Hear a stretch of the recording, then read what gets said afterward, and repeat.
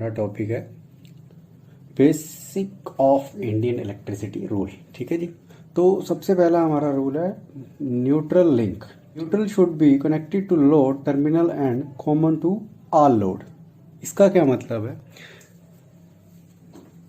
इसका ये मतलब है कि जो हमारी न्यूट्रल है वो इस लैंप को भी जानी चाहिए और सेम इस फैन को भी वही न्यूट्रल जो है वो जानी चाहिए। दूसरा है switch and fuse should be connected to live wire. Board है, इसमें ये स्विचेस लगे हुए हैं, तो हमारा फेस जो है वो कहाँ से होकर गया है? लैंप की तरफ गया हुआ है इस स्विच की तरह। जैसे मैं स्विच को ऑफ करूंगा लाइट हमारी ऑफ हो जाएगी, ऑन करूंगा तो लाइट हमारी ऑन हो जाएगी। तो मतलब बोलने का क्या है कि जो फेस वायर है वो थ्रू स्विच ही हमारी लैंप में जानी चाहिए। मतलब जब मैं स्विच को बंद करूं तो हमारी लाइट बंद हो जानी चाहिए और स्विच को ऑन करूं तो हमारी लाइट ऑन हो जानी चाहिए। ठीक है जी। थर्ड, इंडियन इलेक्ट्रिसिटी रूल क्या बोलता है? All metallic covering connecting electric supply wires metallic apparatus should be earthed with all earth electrode, example oven, heater, refrigerator, iron, etc. मतलब ये रूल क्या बोलता है कि आपकी जो प्रेस है, रेफ्रिजरेटर है, वो सारे ही आपके अर्थ होने चाहिए। मतलब हम इन इक्विपमेंट को सॉकेट में लगाए हैं तो ये जो हमारा पॉइंट है, ये वाला पॉइंट, ये अर्थ पॉइंट है, ये हमारा अर्थ होना चाहिए ताकि हम फ्रिज वगैरह का जब भी प्लग यहाँ पे लगाएंगे तो हमारी जो फ्रिज वगैरह है वो अर्थ हो जाएंगे। ठीक है जी। फोर्थ रूल क्या बोलता है? Electricity rule, total load in the circuit should not exceed 800 watts and numbers of points should not exceed 10 in one circuit। अब ये रूल क्या बोल रहा है कि मान लिए कि ये मेरा कोई सर्किट है, तो इस सर्किट का जो लोड है, जो भी मैंने इक्विपमेंट लगाए हुए हैं, वो 800 वाट से ज़्यादा नहीं होना चाहिए उनका लोड। और 1 2 3 4 5, ठीक है जी, 5 पॉइंट हुए, 8 से ज़्यादा नहीं है पॉइंट, 8 पॉइंट होने चाहिए, 8 पॉइंटों से कम पॉइंट होने चाहिए। हमारा फिफ्थ है in domestic wiring 3 pin plug only should used and should be earthed. Point क्या बोल रहा है? ये बोल रहा है कि जो हमारी डोमेस्टिक वायरिंग है उसमें 3 पिन प्लग टॉप का यूज़ करना है। 3 का भी कर सकते हैं और उससे ऊपर का भी कर सकते हैं। मतलब 3 पिन तो मिनिमम होना ही चाहिए। ये है कितने पिन है? 1 2 3 4 5, 5 पिन है। ठीक है जी। ये कितने पिन है? 1 2 3 4 और 5, 5 पिन सॉकेट है ये। मतलब अगर मिनिमम लगनी है तो 3 पिन ही लगनी चाहिए, और अगर 3 पिन लगनी है या 5 पिन भी लगनी है तो ये पॉइंट जो है, ये पॉइंट हमारा अर्थ होना बहुत ज़रूरी है as per Indian electricity rule. के बाद सिक्स्थ इलेक्ट्रिसिटी रूल बोलता है light and power devices should have different circuits. मतलब कि ये हमारा लाइटिंग लोड है। पावर लोड होता है वो कौन सा होता है? वो होता है हमारा AC, fridge, press, heater, etcetera etcetera. ठीक है जी। तो ये सारे सर्किट क्या होने चाहिए? अलग अलग होने चाहिए। मतलब ये स्विच बोर्ड लाइटिंग लोड के लिए होना चाहिए और पावर लोड के लिए अलग से हमारा स्विच बोर्ड होना चाहिए। Number 7, bottom of ceiling fan should have a minimum clearance of 2.5 metre from the ground. ये बॉटम जो है, इस बॉटम से नीचे, मतलब इस बॉटम से नीचे जो हमारा फर्श है उसकी क्लियरेंस 2.5 मीटर होनी चाहिए। ठीक है जी। फैन के बॉटम से नीचे ग्राउंड तक जो क्लियरेंस है वो 2.5 मीटर होनी चाहिए। उसके बाद है switch board should be fixed at the height of 1.5 metre.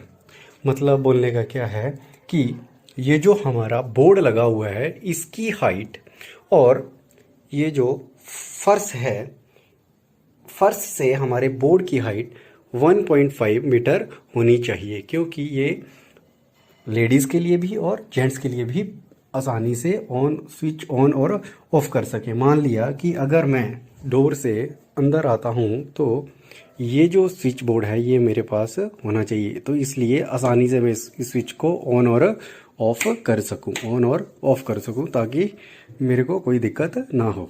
उसके बाद है wiring should be done very close to ceiling. ठीक है जी, मतलब बोलने का क्या है कि वायरिंग अगर हमने ओपन वायरिंग करनी है या किसी कारणवश हम अंडरग्राउंड वायरिंग नहीं कर पाए हैं और ओपन वायरिंग करनी है, तो ओपन वायरिंग कहाँ होनी चाहिए हमारी, वो जो सीलिंग है आपकी, ये ऊपर सीलिंग है इसके पास होनी चाहिए, ताकि आप जो है आसानी से उसको ऊपर रख सके और कोई बच्चा या कोई भी इक्विपमेंट लगाने में आपको कोई दिक्कत ना हो। ठीक है जी, मतलब अंडरग्राउंड करेंगे तो कोई दिक्कत नहीं है, मतलब वो आपको विजिबल नहीं होगी। मगर ओपन में करेंगे तो अगर नीचे कर देंगे तो आपको अगर दीवार पे कील वगैरह लगानी है जैसे ये लगी हुई है तो उसमें आपको दिक्कत आएगी, अगर आपने ओपन वायरिंग यहाँ पे ही कर दी। ठीक है जी, बटन लगा दी, इसलिए बटन आपने कहाँ लगानी है, वहाँ सीलिंग के पास लगानी है, ताकि ये भद्दी ना लगे, देखने में भी अच्छी लगे। Earthing resistance should not be more than 1 ओम। मतलब कि जब आपने अर्थिंग कर देनी है तो उसकी रजिस्टेंस जो है अर्थिंग की, इस पॉइंट की मैं बात कर रहा हूँ जहाँ पे हमने अर्थ वायर को कनेक्ट करना है। और अर्थिंग जो है आप 2 तरीके से कर सकते हैं, प्लेट अर्थिंग और पाइप अर्थिंग, वो आगे पढ़ेंगे। मतलब अर्थिंग की रजिस्टेंस जो है वो 1 ओम से कम होनी चाहिए। ठीक है जी, 1 ओम से कम होनी चाहिए अर्थिंग की रजिस्टेंस।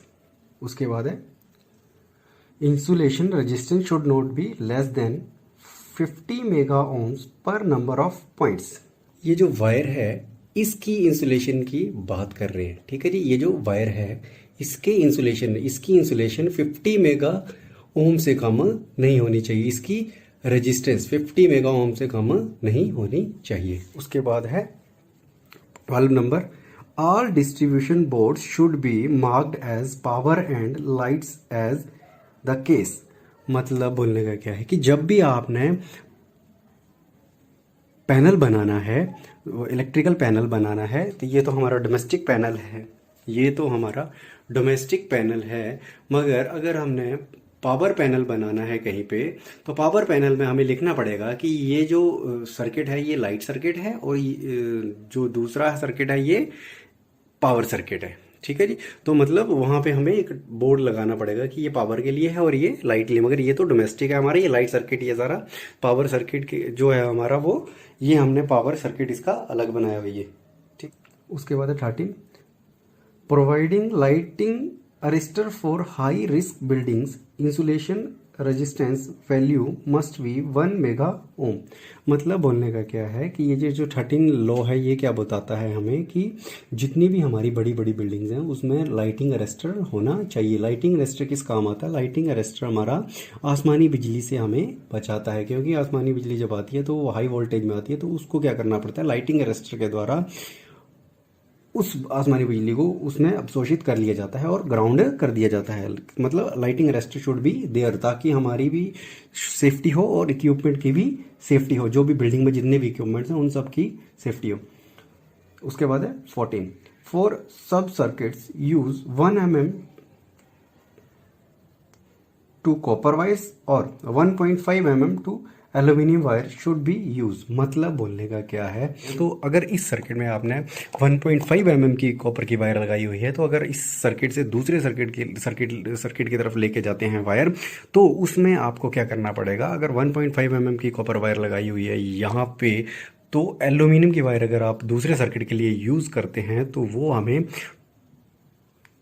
एक्स्ट्रा लगानी पड़ेगी, मतलब उससे बड़ी mm की लगानी पड़ेगी, 2.5 mm की लगानी पड़ेगी, ताकि उसका डाया हमें बढ़ाना पड़ेगा। क्यों? क्योंकि कॉपर की रेजिस्टेंस जो होती है कम होती है as compare to aluminium conductor. मतलब कॉपर की रेजिस्टेंस कम होती है as compare to aluminium resistance, तो मतलब उसकी हमें उसकी क्रॉस सेक्शन एरिया बढ़ाना पड़ेगा। 3 नंबर है, the size of the conductor should be much that the voltage drop should 3% of the connected voltage when full load current is following। अब ये क्या बोल रहा है इलेक्ट्रिसिटी रूल, ये बोल रहा है 15 नंबर इलेक्ट्रिसिटी रूल क्या बोल रहा है कि अगर मान लिया आपने इस सर्किट के लिए कोई वायर यूज़ करनी है तो वो कैसे यूज़ करेंगे। मान लिया कि आपने इस सर्किट पे कोई लोड लगाना है, तो उस लोड को जो करंट जाएगा तो हम वायर कैसे चूज़ करेंगे। तो वो वायर हम ऐसे चूज़ करेंगे कि उस वायर पे उस लोड को कनेक्ट कर दिया जाएगा और देखा जाएगा कि उसमें वोल्टेज ड्रॉप कितना हो रहा है। अगर उस वायर में वोल्टेज ड्रॉप 3% का ही हो रहा है फुल लोड करंट देने पे, तो उस वायर को उस लोड के लिए सफिशेंट माना जाएगा। अगर उस लोड के साथ उस वायर को लगाने पे उसका वोल्टेज ड्रॉप 3% से ज़्यादा होता है, मतलब मान लिया 10%, 15%, 20% होता है, तो हम ये समझेंगे कि ये वायर जो है इस लोड के लिए उपयुक्त नहीं है। बाद है 16 number, for lighting load the fuse wire should not exceed ampere capacity and power it is 10 ampere, light circuit 5 ampere, power circuit 10 ampere. मतलब मान लिया कि ये हमारे पास, ठीक है जी, ये फ्यूज़ है, इसको बोलते हैं किट कैट फ्यूज़। अब इसमें जो वायर लगेगी, अगर लाइटिंग सर्किट के लिए इसको यूज़ कर रहे हैं, लाइटिंग सर्किट के लिए, तो इस फ्यूज़ की एम्पेयर जो है 5 एम्पेयर होनी चाहिए। और अगर पावर सर्किट के लिए यूज़ कर रहे हैं तो इस फ्यूज़ की एम्पेयर 10 एम्पेयर होनी चाहिए। 17, rule number 17, no inflammable shades should be use in the installation. मतलब कि जब भी हमने कोई इलेक्ट्रिकल इंस्टॉलेशन करनी है तो उस इलेक्ट्रिकल इंस्टॉलेशन के करते समय हमें उसके आसपास या उसकी कवरिंग के लिए जो भी हम इक्विपमेंट यूज़ कर रहे हैं उसमें फ्लेमेबल, मतलब जिन जो आग आसानी से पकड़ लेते हैं, वैसे वैसे मटेरियल का प्रयोग नहीं करना है। उसके बाद है question board should use for 3 phase line. मतलब अगर मान लिया कि हमने कोई पैनल बना लिया, उस पैनल के ऊपर आपको लगाना पड़ेगा। अगर आप उस पैनल की मरम्मत कर रहे हैं तो पैनल आपका कहीं और है, आप कहीं मरम्मत करने कहीं और जा रहे हैं, तो वहाँ पे आपको उसमें बोर्ड टंगाना पड़ेगा कि हम काम कर रहे हैं या व्यक्ति काम पर है। और उसके बाद उसमें डेंजर भी लिखना पड़ेगा। अगर 3 फेस की सप्लाई तो उसमें डेंजर का बोर्ड लगाना पड़ेगा, मतलब कि उसको स्पेसिफाई करना पड़ेगा कि ये डेंजर है।